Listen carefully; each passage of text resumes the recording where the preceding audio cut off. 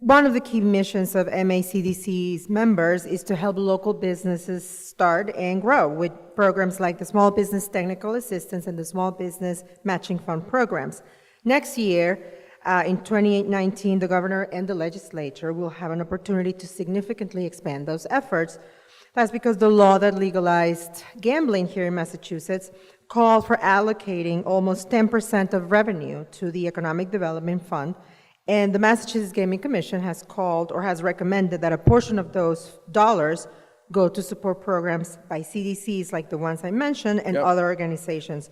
Will you commit to allocating a substantial share of this Economic Development Fund dollars to help CDCs support disadvantaged entrepreneurs? There's debate about how much will end up in that. I don't know what the number is going to be. It's probably going to be somewhere between 200 and 250 million. And the working assumption is that about 10% of that, plus or minus, which is somewhere between 20 and 25 million, would be deemed targeted for these types of initiatives. And my answer to that is yes. I mean, that's what it's supposed to be used for.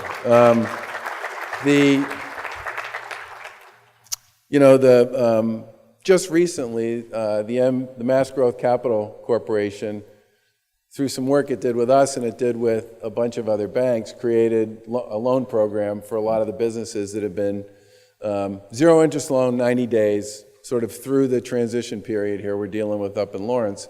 And that is in many ways, I think, a terrific tool to continue to invest in. In fact, we also just put out, I think, a couple of $1 million worth of small business technical assistance grants to about 40 organizations around the Commonwealth using the MGCC as the mechanism for that.